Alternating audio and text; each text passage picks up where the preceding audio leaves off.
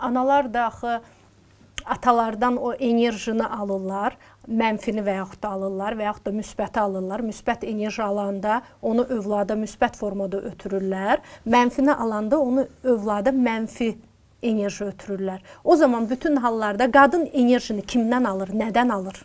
Müxtəlif ola bilər. Təbii ki, qadın var ki, onun enerji mənbəyi sadəcə özüdür.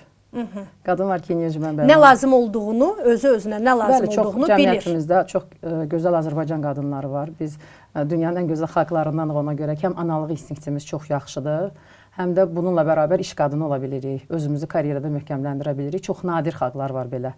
Adətən başqa millətlərdə, olsun xristian dövlətlərində karyeraya formalaşan, ona uyğunlaşan qadınlar analıq funksiyalarını belə deyək, unuda bilirlər. Biz bunların ikisini bir arada... Siz düşünürsünüz ki, bugün analıq hisslərimizi unuda bir çox hallarda hər kəsə aid deyil. Getmirikmi?